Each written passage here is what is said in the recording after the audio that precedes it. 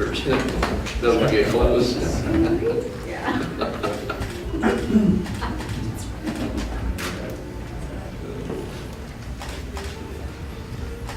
Working on the music.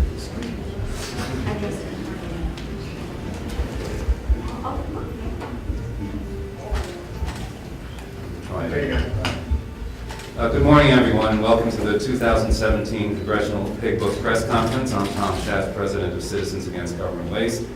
The 2017 Congressional Pig Book shows that pork barrel spending is alive and well in the nation's capital.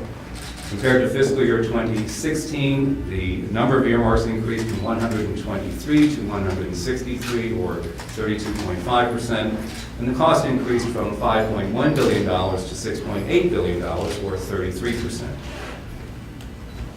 While the increased cost over 1 year is disconcerting, there has been a radical increase in cost since the earmark moratorium was first imposed in fiscal year 2011.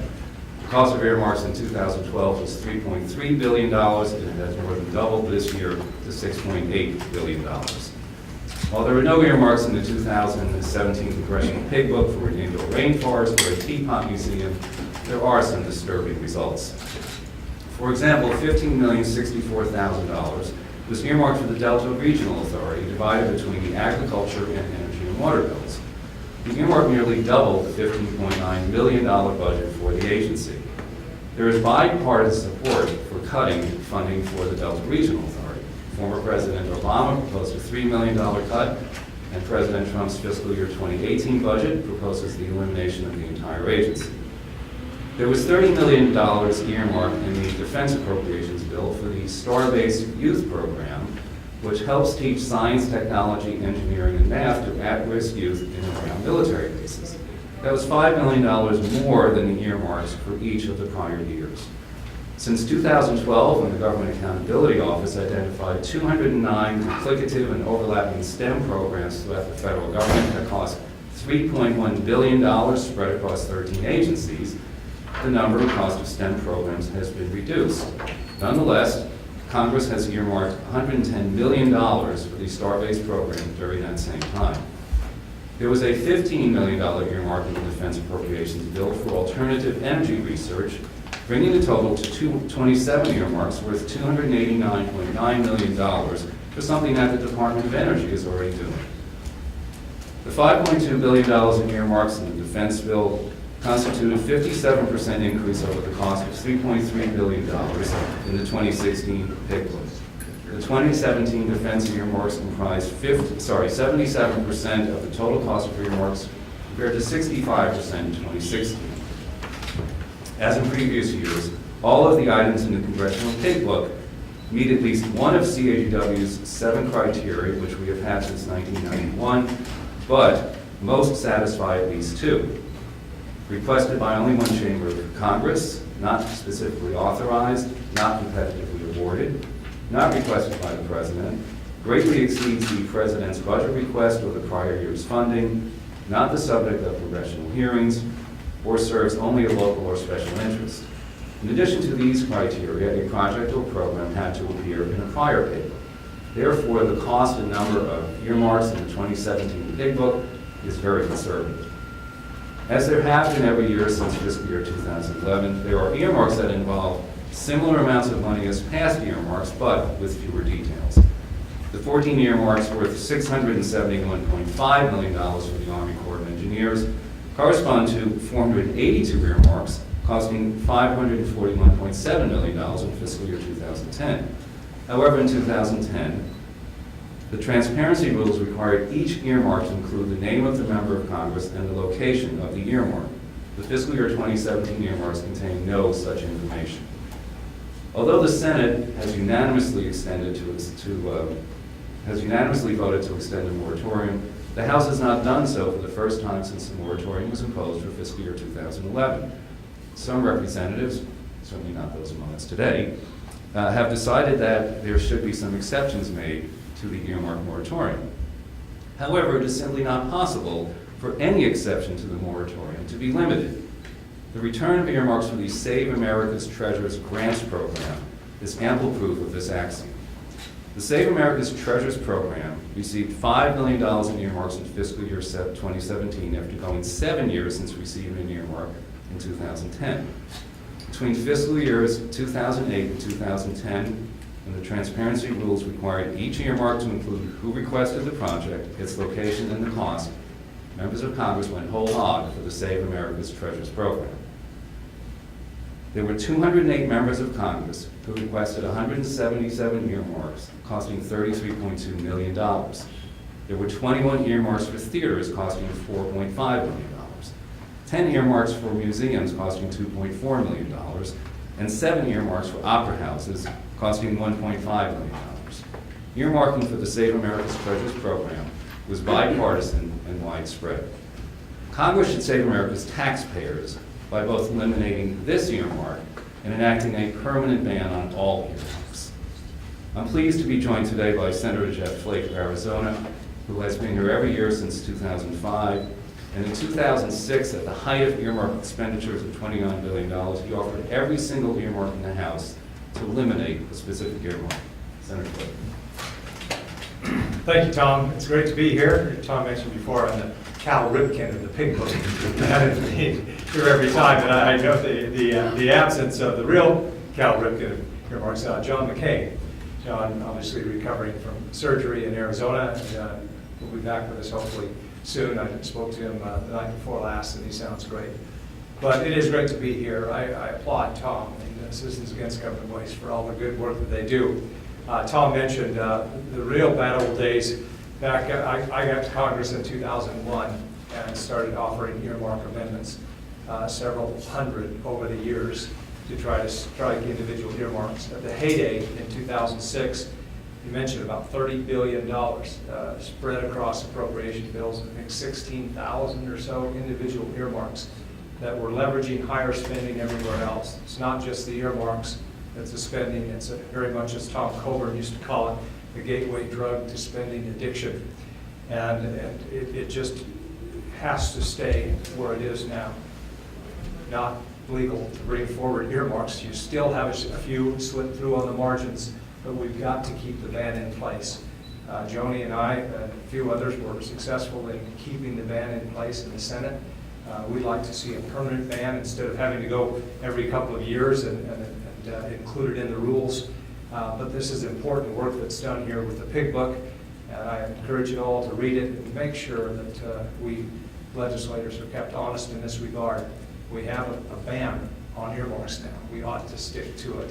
That'll protect the taxpayers and the Treasury. Thanks. Senator Joni Ernst of Iowa co-sponsored a bill to permanently ban earmarks, following up on her wonderful pig ad during her Senate campaign. Some of you may remember. I can't forget. Thanks, Tom. Yes, thanks, Pigfoot. Good to see you again. Yeah. Notice he's always at the other end of the line when I'm around. Well, I do want to thank you, Tom, and of course, Citizens Against Government Waste for producing and putting out the pig book again. I appreciate your invitation. We all need to work on wasteful spending, so thank you very much. We all know that our nation's debt is approaching $20 trillion, and for every one of us taxpayers in this room, our debt is over $61,000 per person. $61,000 per person, and that really is unacceptable. That's unacceptable to the folks in Iowa. That's unacceptable for anybody. So Iowans sent me to Washington, D.C. to make Washington, D.C. squeal. And that's what we are attempting to do through the earmark ban, which thank you, Jeff, so much for really working very diligently on that. We know that Washington is really filled with big-time spenders, and so I do focus on our Squeal Award. And so what we do with the Squeal Award is we recognize a Washington expense program or concept where there is maybe fraud, waste, or abuse. And so last month, my Squeal Award went to the Department of Defense for the Afghan National Army's overpriced and undervetted uniforms. Some of you may have heard about this. Not only did the uniform's camouflage pattern not fit with the actual environment of Afghanistan, which makes them virtually useless, folks. But the DoD spent over $93 million taxpayer dollars acquiring them. So we have all these uniforms that are useless. In February, the National Science Foundation received the Squeal Award for a side project of theirs. And you see, previously, the NSF helped to fund a Stanford University study that took a look at how speed dating can help determine what makes up the perfect first date. Speed dating, folks. That's what our federal government is spending $2.5 million on. Speed dating. So anyway, I'm not kidding, folks. There are a lot of expenditures out there that we simply could do without. So I appreciate the fact that we are able to take a look at the pig book, understand where our taxpayers' dollars are going, and then find out ways that we can fight against that fraud, waste, and abuse. So again, Tom, thank you so much for spearheading this project. We appreciate all of your time here. Thank you. Good to see everybody. Thank you, Senator. Next, we have House Republican Study Committee Chairman Mark Walker, who has been leading the effort in the House to prevent any changes in the earmark moratorium and had a joint briefing with CAGW in January.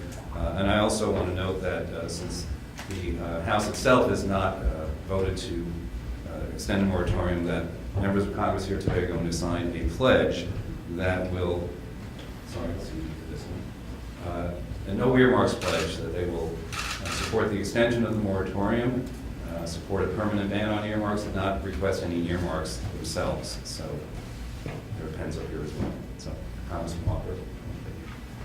Thank you, Tom. Much appreciate the good work that you and Citizens Against Government Waste continue to do. Continue to be a beacon in this area. In the fog of Washington sometimes, the intentionality of making sure that we're staying focused on the principles is very crucial, and you and your organization do a great job of that. It's a privilege to be here, certainly with Senator Flake, who walks the walk, just doesn't talk the talk. He continues to be a beacon there. And also, Senator Ernst, what a privilege it is to be with you today. And there's lots of jokes that we could go about more.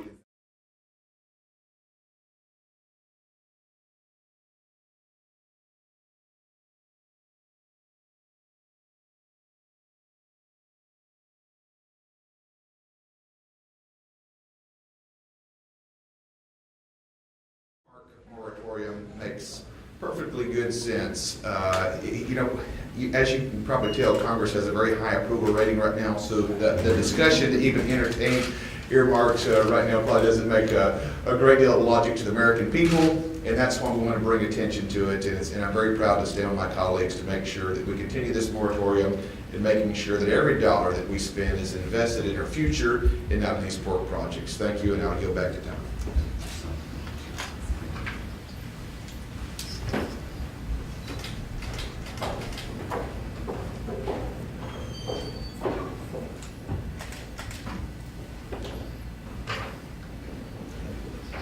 Thank you, Congressman Walker. Next, we have the former chairman of the Republican Study Committee, Congressman Bill Flores, who believes so strongly in cutting wasteful spending that he once sponsored a bill to give national recognition but no federal funding to a park in his district.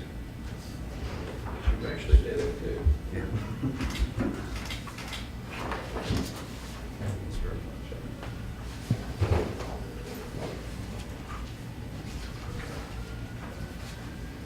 Well, good morning. I want to echo the comments of our earlier colleagues and saying that I appreciate the great work that Tom and Bill and everybody at Citizens Against Government Waste have done to bring transparency to an otherwise opaque subject, and that is the subject of earmarks. $6.8 billion in the scheme of the federal budget doesn't mean very much, but as you've heard before, these earmarks, even though they seem small, are the gateway drug to additional spending, because you see the lack of discipline extended throughout the budget moving forward. So I appreciate the great work that CAGW has done to bring that to the forefront, to keep the pressure on, so that the House will continue the earmark ban that it's waffling on right now. So I think it's important that we keep discipline, that we keep transparency, And that most of all, that we be accountable to the taxpayer in the way that we spend the dollars that are earned by hardworking American families in this country. So I'm proud to sign this earmark map. And I was wondering, Mr. Pigg, can I do a video with you like the one that Donald Trump did with CNN? Okay.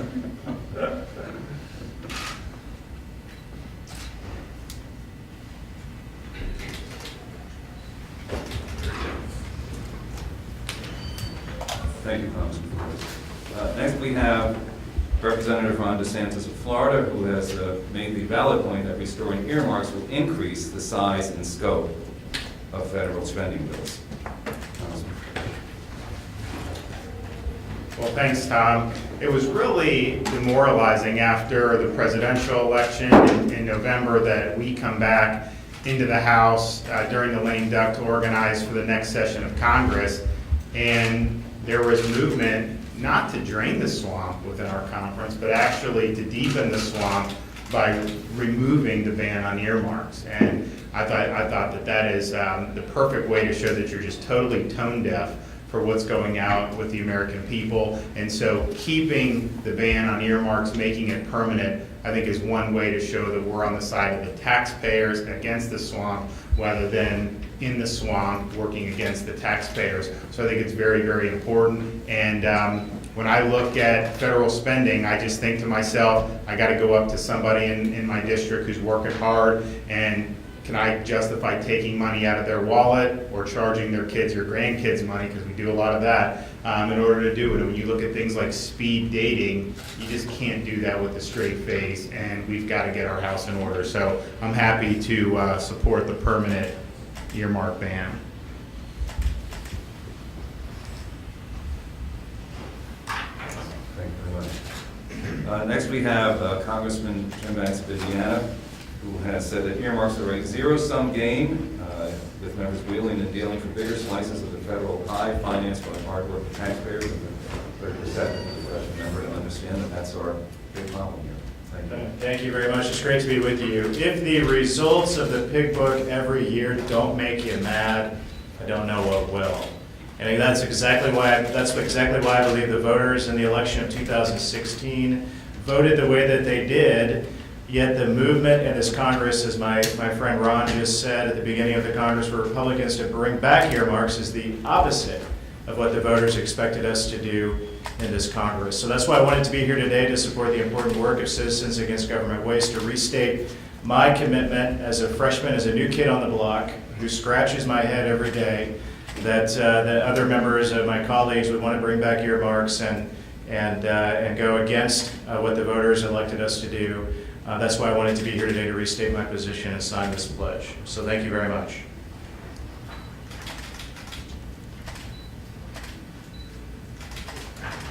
Thank you, Congressman. I also want to acknowledge Senator McCain's longstanding leadership in the fight against earmarks. There would not be a moratorium without his efforts, and we also wish him the best in his recovery and surgery. Before we take questions, I want to also thank CAGW Research Director Sean Kennedy and Communications Director Curtis Kalin for wading through the appropriations bills to uncover the pork. Thanks to the Phoenix Park Hotel for once again accommodating us and the pigs. And a special thank you to Holly Torres for bringing Faye, the ambassador from the Pig Placement Network, and of course our very own Bigfoot. Questions? Yes, sir. I'd like to ask the members who are still here collectively, if you don't mind. You know, Washington takes the blame regardless of what you have done individually as members of Congress, and is seen as the entity that continues to spend in places that perhaps it shouldn't be spent. So what can you actually do individually, aside from signing pledges, to cut back on this spending, to do something more? When you've got a moratorium in place, yet, as we see from the graph, it's still happening. So can you talk to me, if you don't mind, just about what it is you can do? Because you do take the heat for all this, don't you? That would be affirmative, yes. But you know what? That comes with the responsibility of serving the people in this capacity. Talk is cheap. It's one of the reasons that the R-N.C wanted to jump out early and do a press conference, brought back Tom Coburn, had Senator Flake, Congressman Henschling, several different chairmen, Senator Lee. it was important that we make sure that we're communicating to the American people. Sometimes the best way to accomplish something here in Washington is not to necessarily work against the system, but it's actually more strategical sometimes to work with the people that you represent to then put pressure on the system. And that's what we've been trying to consistently do in the Republican Study Committee, to make sure that we're bringing not just awareness, but the action steps of how we can push back against this additional pork spending. You take the heat either way, though, don't you? We do. I would like to amplify what Chairman Walker said and say that the Republican Study Committee does great work to rip through the appropriations bills, to find these things so that we can introduce amendments to try to back them back out of the appropriation bill before it's passed, to do it on the floor, or put a limitation amendment to prevent things like the NSF funding for speed dating. We're not always successful, but at least we can put forth an effort to do that. One of the challenges is that typically you don't have very much time to look at the appropriations bills between the time they're published and they go to the floor. Fortunately, in the House, I've seen a little bit of a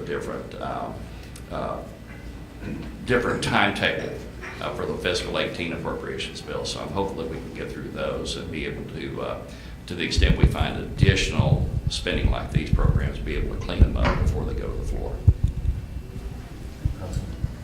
Not much more to say. I don't have the historical perspective of my two colleagues who are here because I'm a freshman.